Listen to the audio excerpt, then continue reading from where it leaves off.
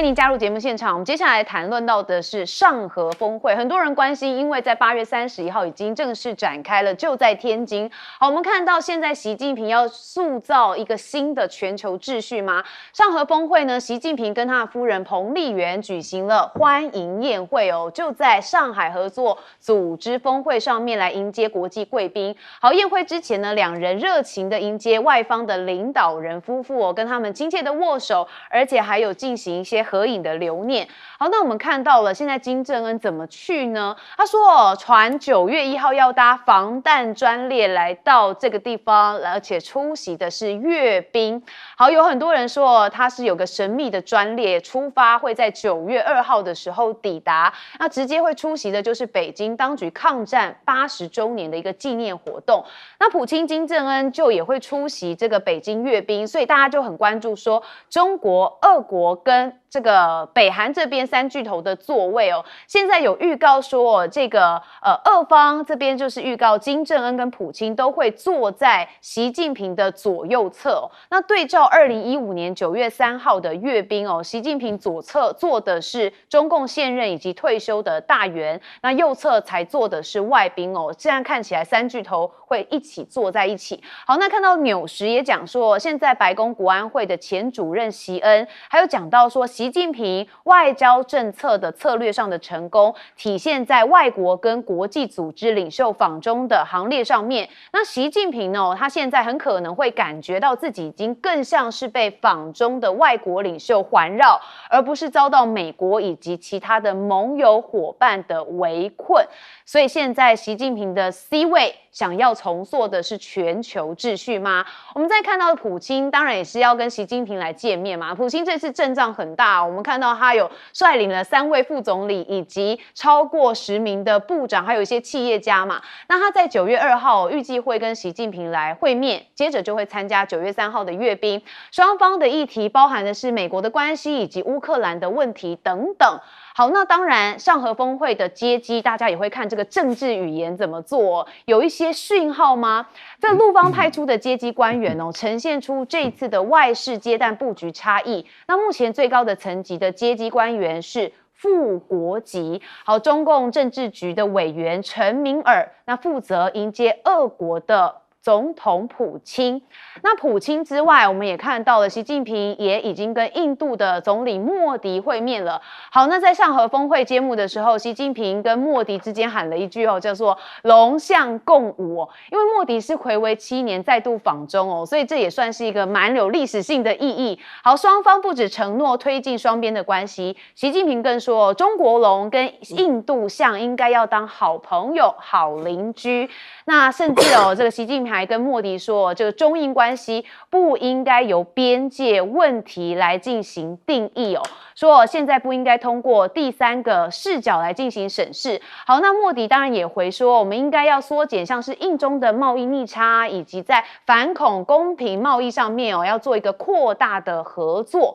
那现在习近平在这个上合峰会之后，他当然莫迪除了跟习近平见面，还跟蔡奇见面了。那甚至也讲到中印之间的政党交流机制应该要来恢复哦，所以就说，这个习近平先会面这件事情，对蔡奇来说是指明了方向。那我们再看中国跟印度还有俄罗斯哦，这3巨头现在看起来跟美国的关系相当微妙。好，上合峰会也见了联合国的秘书长，习近平说，世界100年的变局当中提供了稳定性。好，这秘书长就是大家最熟悉的古特雷斯啊。好，那当然习近平也说，现在中国是联合国可以信任的伙伴，说要坚持真正的多边主义哦，说会站在历史正确的一边。那莫迪跟普京抵达中国大陆之后，这个抗美的团队是不是已经形成呢？因为普京大阵仗反攻哦，访中几乎是大半个俄国的政府随行。那金正恩这边呢，也是要搭火车来抵达这个北京嘛，出席93阅兵。再加上伊朗总统啊，还有中国、俄国、印度、朝鲜以伊朗现在看起来有一个反美大联盟正在成型。那美国这边怎么说呢？看到中国大陆这个肌肉秀得很频繁，现在美联社有认为说，这个中国上合峰会还好吧？这个目标跟计划根本是模糊不清甚至还戏称为说，你从没有听过的最可怕组织。他说的是上合峰会但问题就在有一些学者还是认为说，川普你现在的关税其实反而促成的是中国还有俄国、印度的结盟，现在似乎还把中国的影响力日益的提升这恐怕也是一个很大的问题。好，所以我们先问亮哥怎么看现在的国际局势。因为9月1号上合峰会，9月3号是北京阅兵嘛，这2件事连在一起，人家会一起看那上合峰会就是中国、俄罗斯、印度3大都到了嘛，那北京阅兵就是中国、俄罗斯、北朝鲜还有伊朗都在上面那这个当然人家会去做一定的理解啦，就是说，第一个上合峰会当然就是站在全球南方的角度，因为它本来就是这样定位的，它的对焦就是 G7 所以他们对于全球的不平等的关系啦，还有在 G7 以外他们之间的合作的可能性，当然会有所讨论比如说那个本币互换，就用非美元来交易这也不是只有中国的立场主推是俄罗斯那甚至可能还会讨论稳定币然后国与国之间有一些这个手续费的减少啦，税的降低啦大概是这样，就全球南方的角度。可是今年因为特别嘛，川普在搞贸易战嘛，所以就增加了一个角度啦，就是中国大陆变成是自由贸易经济体制的维护者，它变成全球秩序的稳定的力量那对比美国变成是破坏者，跟这个造成不确定性的主要的来源。所以我是觉得，本来上合组织是没有那么大啦，它基本上就是全球南方的观点嘛为什么今年会让人家放大来看？因为美国的角色在下降嘛，你成为世界秩序的破坏者，不确定性的来源那至于阅兵阅兵那个真的就是，我会把它理解为中国正式昭告他走出韬光养晦了，就他以后就要有所作为了，要在全球话语权更讲出自己的主张，然后全球治理上面来表达立场那也会包括第一岛链跟第二岛链实际军事力量的展现所以我认为这个对美国后续的整个亚洲的布局，我们在3个月到6个月之后一定会看到明显的影响。好，这确实是可以观察的这个指标。我们接下来问大使。这次莫迪去这个中国大陆访问全球都很关注，是，这也是一个大家关注的焦点。我自己看法就是说，莫迪现在去北京去大陆他虽然不参加93阅兵，可是他参加这个上合组织的峰会而且是在美国宣布对他课以这个惩罚性关税的第2天，印度就宣布莫迪要去大陆开会。那所以现在就是说，莫迪这次去如果说用简单的方法来形容，我认为他就是要联中抗美。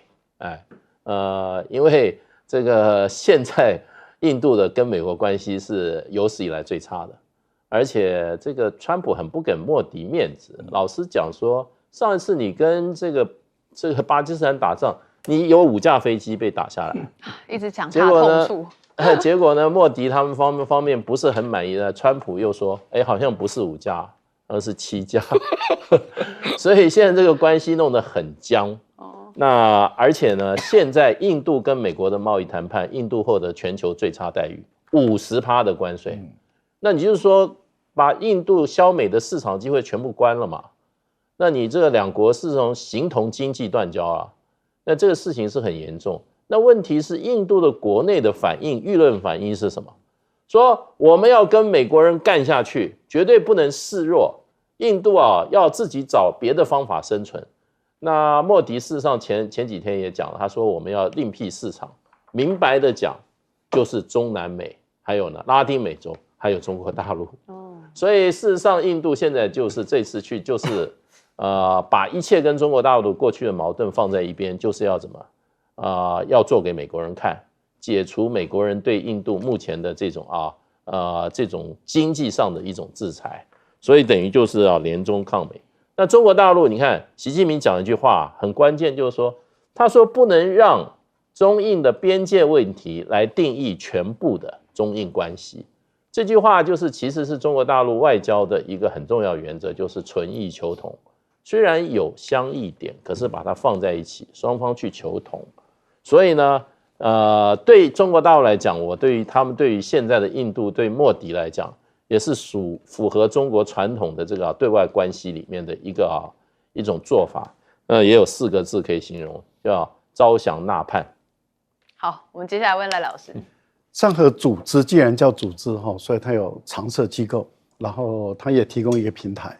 常设机构就是这个领导峰会结束以后他们这个机构就开始运转了也就是说，在这个峰会决定的大方向、大框架跟文件之后，这些机构就开始执行了。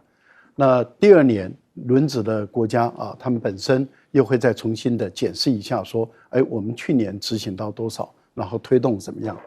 那我们来看看，目前来讲，他们大概是3块了，一块是安全，一块是经济，另外一块是文化交流。安全这个部分有常设机构，例如说反恐怖、打击恐怖主义，那这个有机构在不断的在交换情报。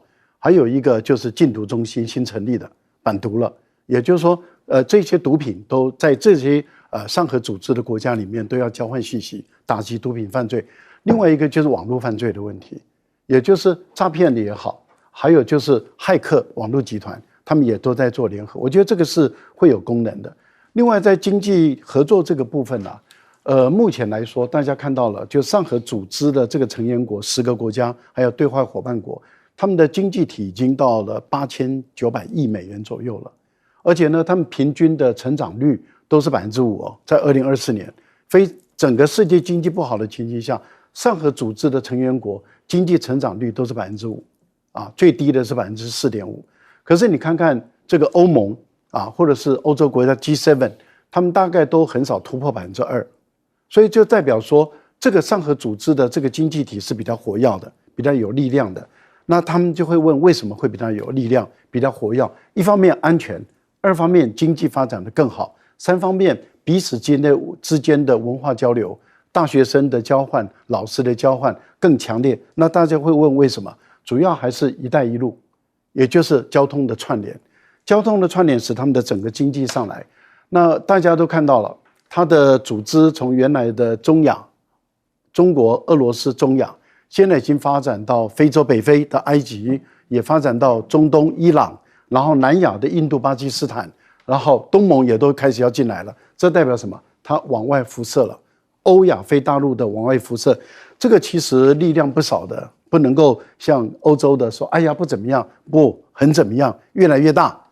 这个才是最可怕的，就是越来越大。好，这是越来越大，所以川普忌惮吗？那现在川普的关税政策反而让这个反美的联盟正在承袭当中。好，我们休息一下，马上回来。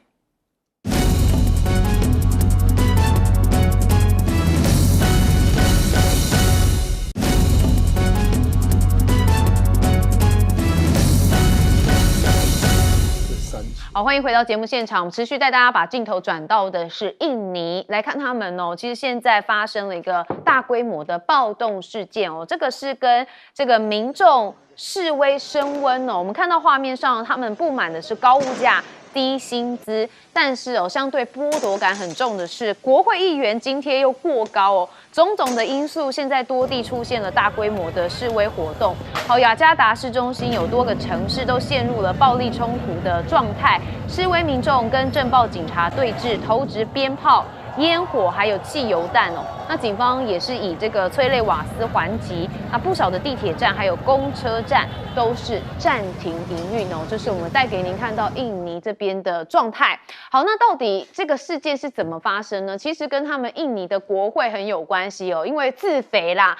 好，抗议者指责说，国会议员的薪资跟住房的津贴都非常的优渥，已经是高过一般人了。而且在一辆警车撞死一名机车骑士之后，哇，整个示威活动在28号就马上变成了暴动。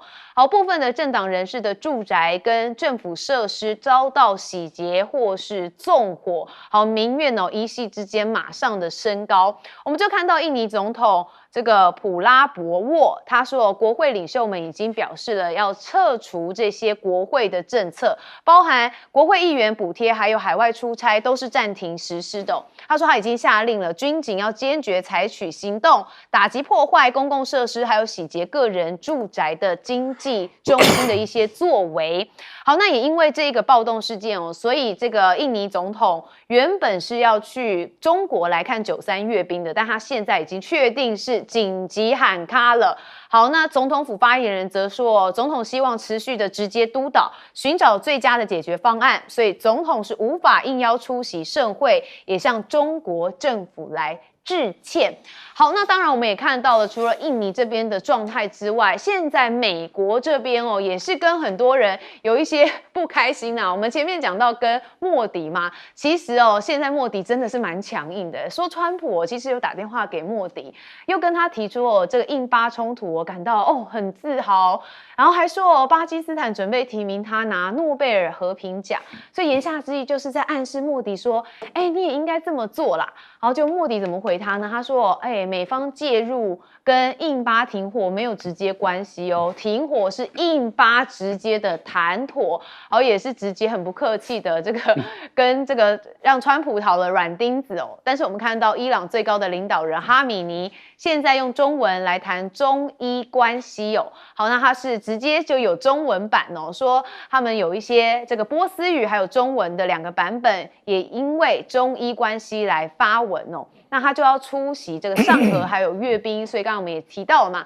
那很多人就很关心。那现在看到洪都拉斯也跟中国大陆这边签了一个新协议哦，说要跟中国这边出口3000吨的白虾。好，这是2项意向的这个采购合约哦，说这个要采购的是3000吨的红国白虾。那中国大陆的这个举动就进一步巩固了2国日益扩大的一个贸易关系。这是古巴官媒还有拉丁美洲新闻社所报道的。不过消息人士透露说，到2025年哦，中国大陆有望会成为红国在亚洲的一个首要市场。大家现在都在看中国这边希望可以跟他比较靠近。那我们看到川普的政府官员则是说，因为美国联邦上诉法院虽然裁定这个川普的对等关税违法，但是川普的美国贸易代表则是说，我们不管法院裁定的结果如何，政府仍然会持续的跟各国贸易伙伴来推动谈判哦。所以不管怎么样，这个洗下去的头就还是要洗干净哦。好，那现在看到美国还是一团乱，我们这个之前讲过，川普已经死的这个假消息疯传，说现在已经有抓到人了，有抓到一个状况是说哪一篇贴文出现呢？也就是说，这假消息是来自于说有一个公开川普的行程表，说他从8月27号连续多天都没有公开活动，甚至连周末与9月1号的行程都是空白的，所以外界引发揣测，那贴文也超过了3300万次的浏览哦。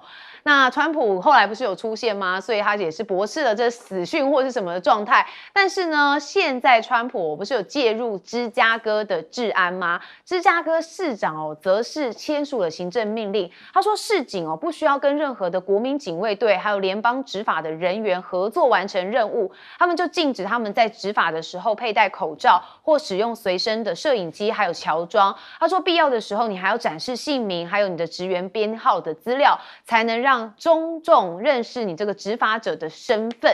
那美国还有一个状态哦，就是他之前不是说这个大学生，我们欢迎中国的留学生来吗？哇，是不是原来是因为这样子啊？因为每个月都会收掉2间大学，所以这个很多大学可能会面临断炊哦。如果还在打击国际生的话，那现在这个状态是不是才让川普稍微松口，认为说我们欢迎中国的留学生啊？好，我们首先就问亮哥，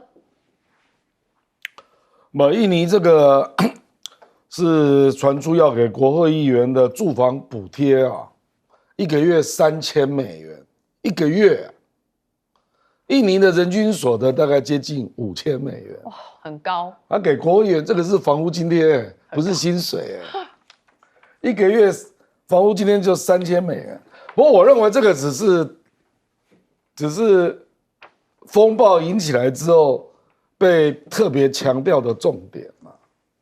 我觉得应该是就是经济不好啦，高物价啦，然后贫富本来就很悬殊嘛。那再加上有一个司机被那个装甲车撞死嘛，就一发不可收拾啊。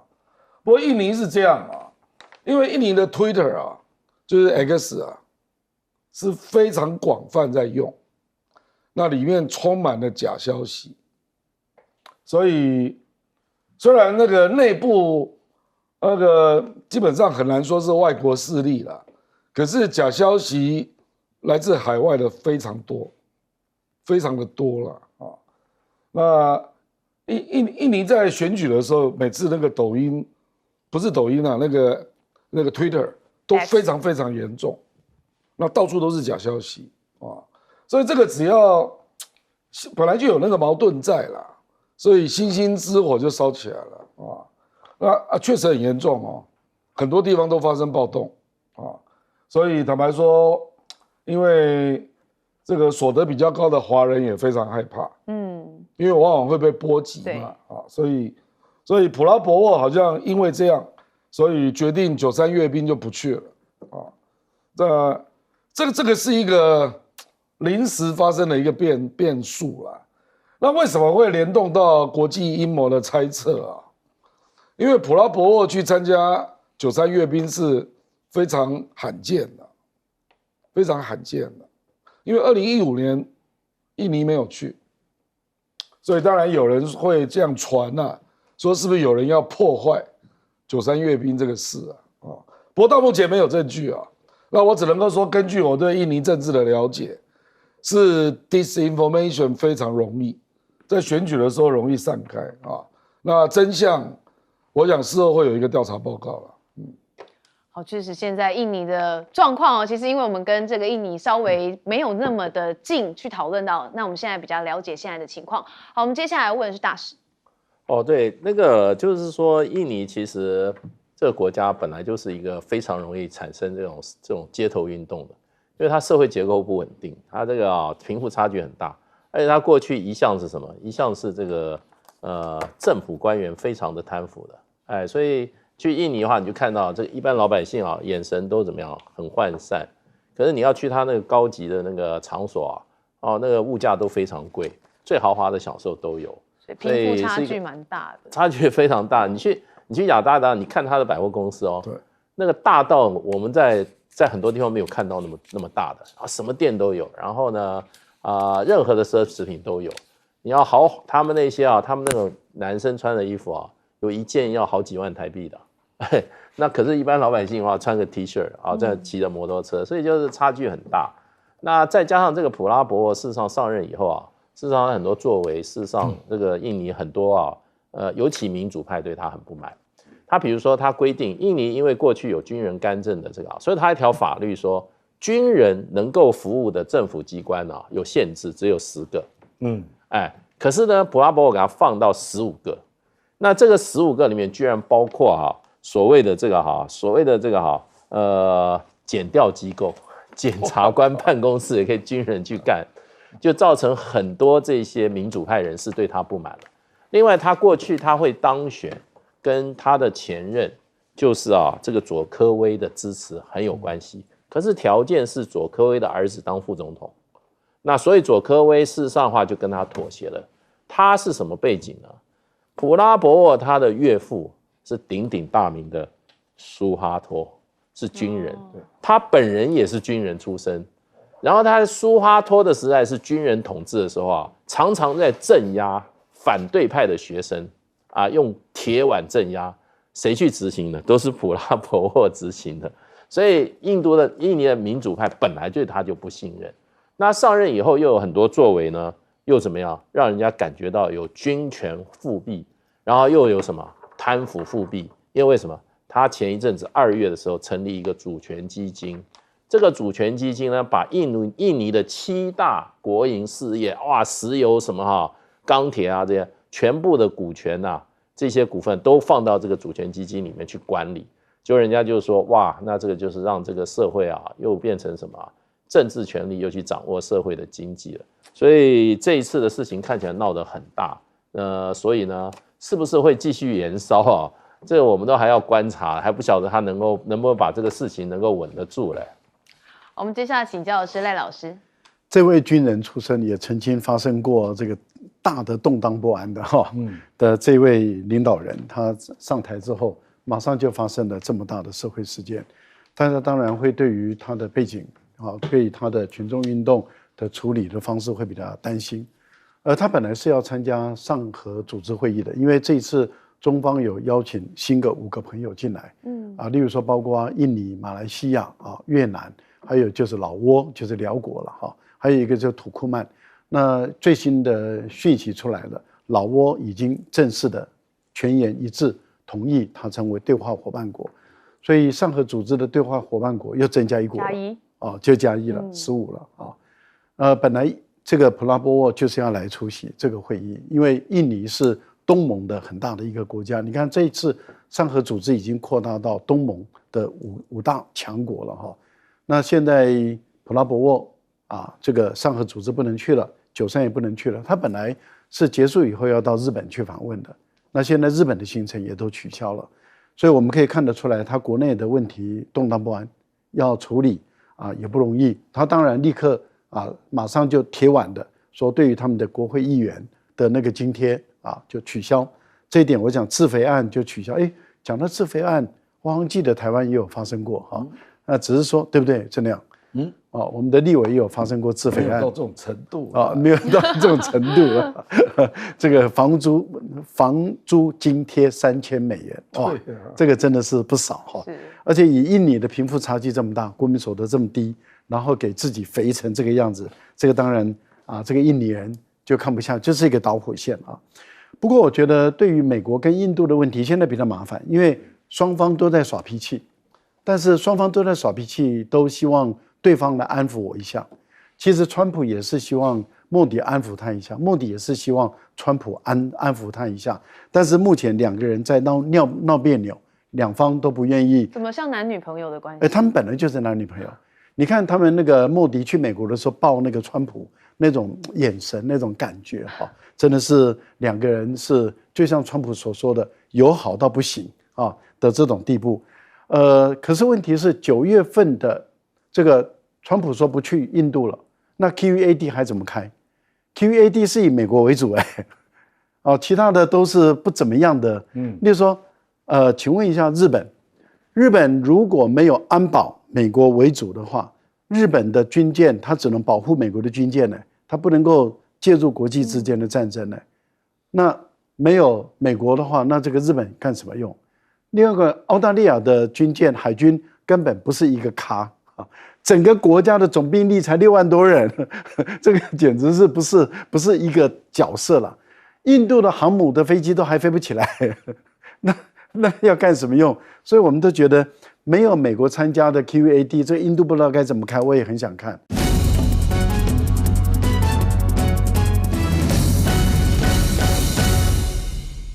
带你掌握政局的变化，追踪事件的真相。欢迎您加入今天的新闻大白话，我是主持人谭一伦。好，今天节目一开始，我们先来介绍特别来宾。首先是前驻纽大使介文汲一伦好，各位朋友大家好，以及国际政治专家赖岳谦。主持人好，观众朋友大家好。好，大家现在看莱尔校长哦，不管是校长呢，还是阿德士哦，其实真的是好多好多。那最新也看到了有神隐莱尔哦，还有上集，现在下集也出来了。我们先带大家看一下。剧上集贪婪的爸爸不顾家人的死活，不把团结时讲说完，独自逛起了垦丁大街。看到眼前纳税人的贡品，父亲邪魅一笑：今天不来个726吃到饱，真是太对不起青鸟们了。神隐少女只好独自一人逛起了乌烟瘴气的飞鹤家园，赫然发现了映入眼前的既然是一座写着贪污的发电厂，每度只卖你6.92元，真是太香了。少女开心的到处开着直播，说着都快晚上10点了，桥下竟然还有人从事竞选活动，喊着大罢免大成功。突然桥上出现一位热心的小卷毛，提醒神隐少女这么晚了直播不要拍到小孩。可惜一切都太晚了，葱仔星人晚上要出现揭弊了。小卷毛说：“我可以用造谣法术拖延30年。”只见小卷毛吹出无数的蜜饯，好让女孩有时间弃保潜逃，还能拯救她的小猪铺满。但事实可能没有想象中的这么简单，真是太离谱了。好，小卷毛是谁呢？大家一看也知道哦，这满满的讽刺时事梗啊。但是我们看到这个说是莱尔宇宙大爆发，现在莱尔宇宙是不是演化成莱尔的多重宇宙呢？好，我们刚刚看到的是神隐莱尔的一个二创影片哦，大家在最记得吧？这个莱尔校长开巴士嘛，这个看到这个图就知道了。结果后来又发现，突然有这个赖马德的部分，接着呢就是有阿德主厨嘛。现在已经到12话了。好，接着最近我们看到有赖神创世的漫画也出来了，所以大家就说现在莱尔宇宙已经演化成了一个莱尔的多重宇宙，这 IP 满满满，二创满满满。好，接着我们要看到是这个赖神创世的这个漫画，其实他们自己还出了 T 恤，这 T 恤很特别哦，有青鸟会飞出来，还有长毛象，还有其余人种，更大的民主，不是表决多数就赢，还有干净的煤，还有杂质，通通满满的赖神的这个梗哦。好，民众用自己的力量来对抗政府，因为要监督执政党嘛。好，那当然有这个作者哦就被大家说是不是故意针对赖神啊？好，不是哦，我们看到他之前也曾经做过马皇降临，讽刺过马英九。那只要不满民进党的，之前不是都会说哦，就是中共同路人，有人这样讲，好像是这个曹大哥嘛，哈。好，那当然现在我们也看到了，连零日攻击也被质疑哦，这是谁质疑的呢？是方恩格，他是美国共和党前亚太区的主席哦，他说真的是跨北 Loki， 怎么说呢？他说原本想在国外或是譬如说日本或美国上演零日攻击，希望借此获得支持台湾，但他必须很遗憾坦白的说，这会枉费心机，因为外籍人士根本就看不懂这个剧在演什么，在说什么。他说迄今为止哦，他已经看完了10集剧情的一半剧情，那他现在只想说，希望核准资助这电视连续剧烂片的政府官员应该向台湾所有纳税人道歉。好，那这个川普同路人中共不欢迎哦，现在是不是有人就说你是境外势力吗？想要搞认知作战、协同作战吗？有点在反讽的意味。那不过我看到马上就出现了外交政策专栏作家哦，他叫做布劳，他就说，零日攻击很好啦，很好啦。他说这个是为其他受到威胁的国家树立一个可以借鉴的范例。那剧中的情节值得现在就来思考，台湾民众因此能更加的做好准备。但也不少网友说，这看起来比较像洗地文啊。好，真正有看过零日攻击的，也欢迎留言告诉我们整个状况哦。好，那我们看到于北辰将军哦，现在也认为说，你们这个志愿役哦，为钱当佣兵啦。他说，现在志愿役齐头式的加薪3万才决定要投入军旅的，有现在还根本在入伍生随时就可以滚蛋哦，说这不叫志愿役，叫做佣兵。好，有粉专就说，那不然你把退休俸给我拿出来，他也是退役的将军嘛，哈。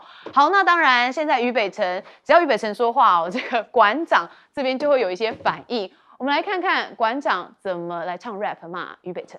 进党这是个骗子，于北辰是个傻子，还有那个赖清德，更是他坨65K 图设计为300公尺，65K 图合起来可以砸到俄罗斯，蔡英文就是个台湾当成白北辰之泡尿，365日检烫死。北辰相机真的是被造假当个小丑，如果他去当喜剧明星，肯定是个大手。解放军登陆肉会迷路，因为旁边不会用 Google。你到底讲什么啦？希望青鸟可以上我大听解放军训令，听完之后攻下台湾，就像憋死一只蚂蚁。好，馆长哦，对于于北辰哦，之前也曾经有个这个210%的嘛，也曾经有评论过。好，那我们再看到是黄伟汉哦，黄伟汉呢最近邀请了罗志强来上他的节目。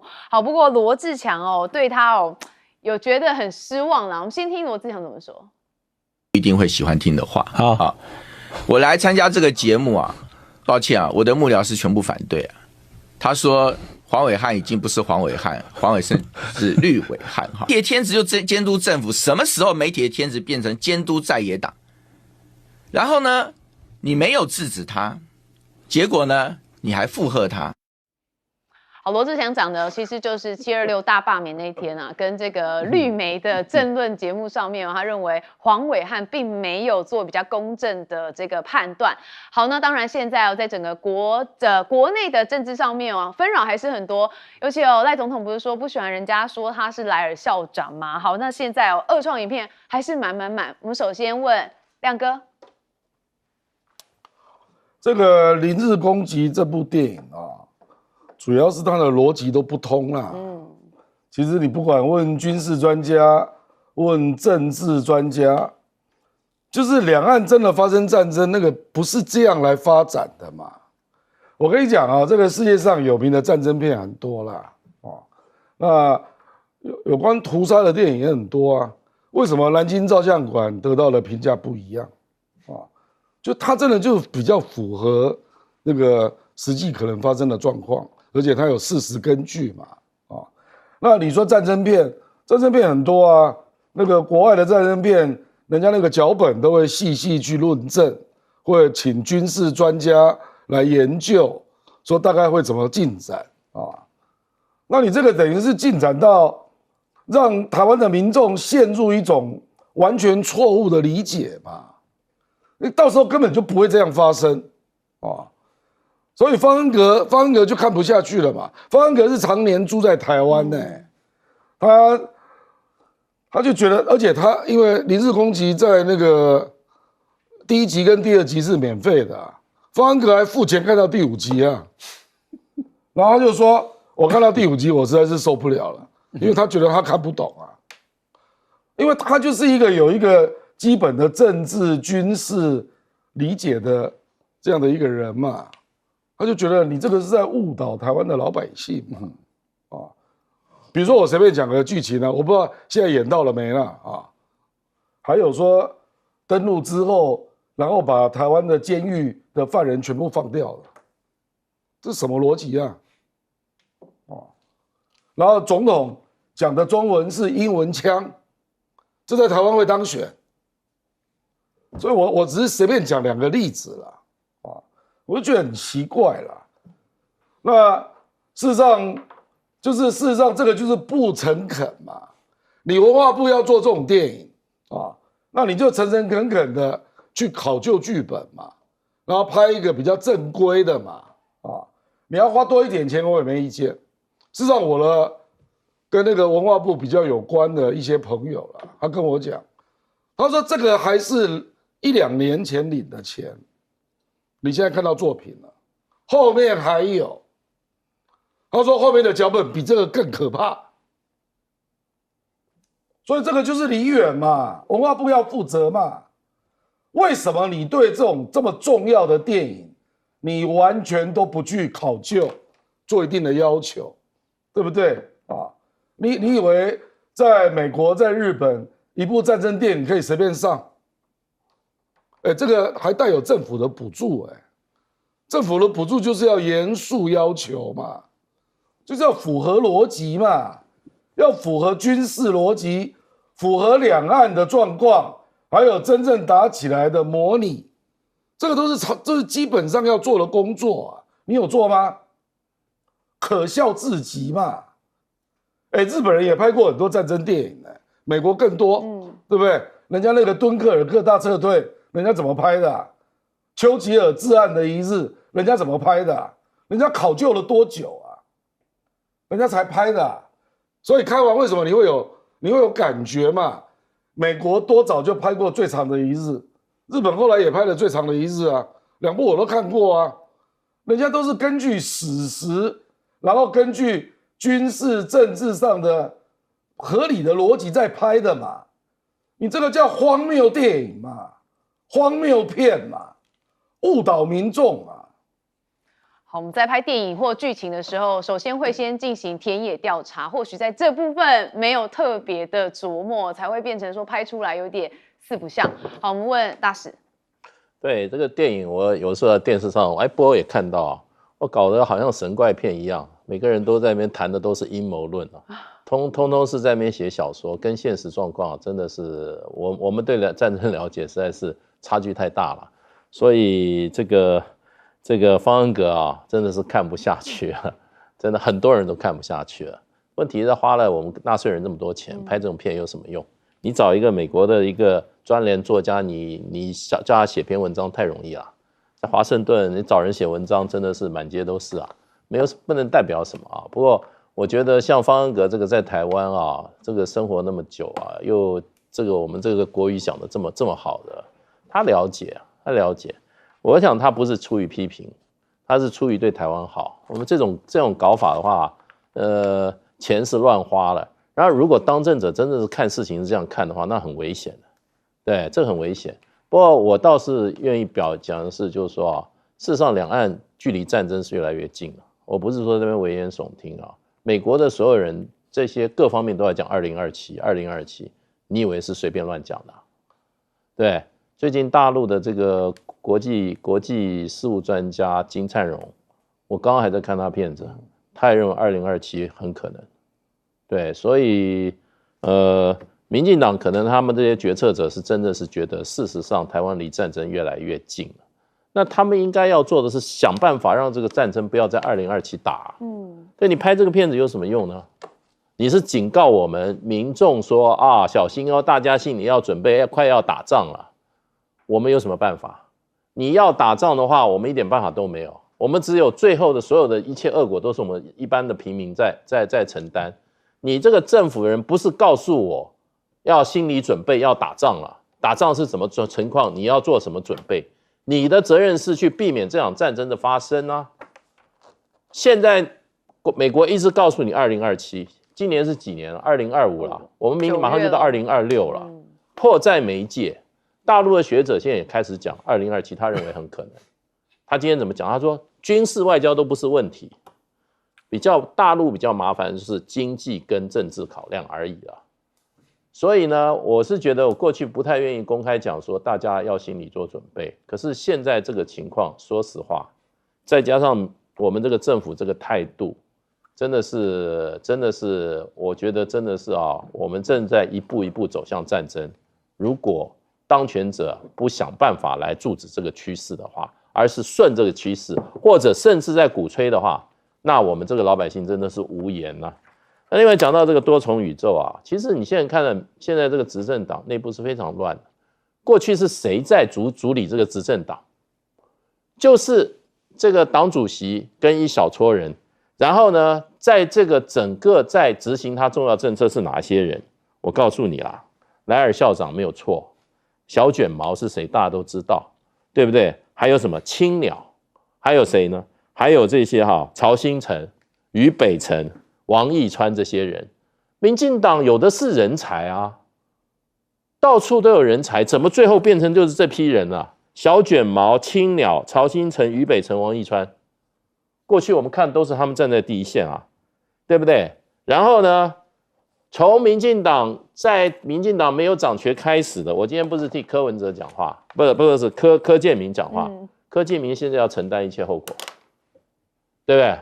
他是万箭穿心，然后呢，最后送上祭坛，承担一切责任。那还有民进党还有谁呢？民进党还有林奕華这些啊，在高雄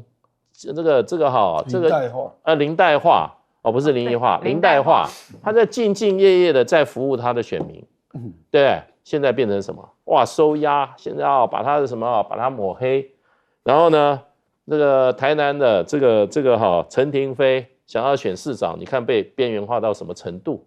然后你再看看王世坚，民进党里面唯一敢讲话的，也是万箭穿心。所以呢，这个执政党现在真的很大的问题。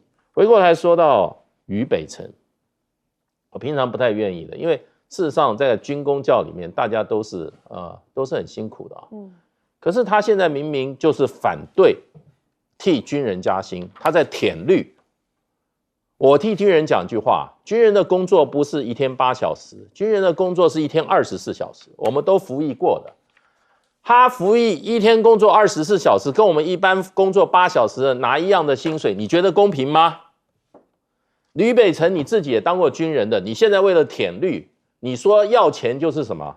就是出来做佣兵。你骂自己人可以这样子做，这样子骂自己人的吗？真的，你应该好好反省一下。好，真的哦，这个军人真的是有时候要留守，所以是24小时哦，这有时候1个小时哦，真的是几十块钱而已。好，赖老师，于北辰是军校毕业生嘛，所以他就是自愿役的。那他也是为了那个薪水，他去当兵嘛，去读军校，所以他事实上就是一个最典型的佣兵。如果以他的标准来看的话，他说你拿钱去当志愿役的，你就是佣兵；军校的他就是志愿役，他就是按照于北辰的眼中，他就是佣兵。所以于北辰自己就是佣兵，你就把钱吐出来。大家都在告诉你把钱吐出来，那你要吐2份钱。第一份就是你要把你在当兵的时候当佣兵的时候，也就是你过去是当国民党的佣兵，你要把国民党的时代的佣兵以及民进党时代的时候你在当佣兵，你的那个钱都要吐出来，这是第一步。第二步呢，你现在继续在领这个我们台湾老百姓给你的佣兵的钱，可是你已经没有在当兵了，这个钱你也要再吐出来。那他说我现在因为是这个地方议会的议员，所以我的这个军方的钱没动了，那你就捐出来，啊，就以后也要捐出来。还有就是你既然当这个民意代表，你也是拿佣兵的钱，因为你拿我们人民的钱，你是为民服务，为民服务怎么可以拿钱？你是为了我们服务，为了我们服务，你怎么可以拿1个月20-30万的钱呢？所以你这个钱也要吐出来。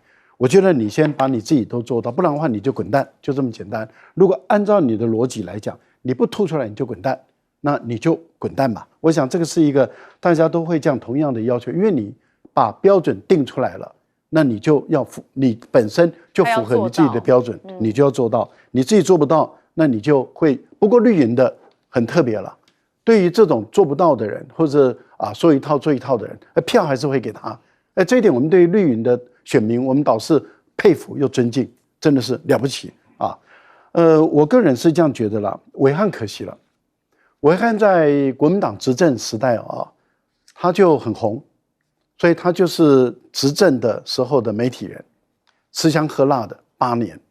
蔡英文上来了以后，他就转变成为执政的，他执政是没变的，但是可以从蓝的变绿的，不过他还是执政，这一点是永远不会变。所以又吃香喝辣又8年，这样就16年。然后赖清德看起来继续绿营执政，他还是没变，所以估计他还是吃香喝辣4年，这样子就会20年了。这点了不起，永远执政党。不过我还是因为暐瀚是我们的好朋友，我还是要建议一下，保留一下自己，因为你要永远执政，所以很有可能再过2-3年以后蓝白执政的可能性存在哦。你要能够转得过去，所以保留一下你自己，让你自己能够转得过去，成为永久的执政媒体人，这一点就了不起了，佩服你。好，我们休息一下，广告之后马上回来。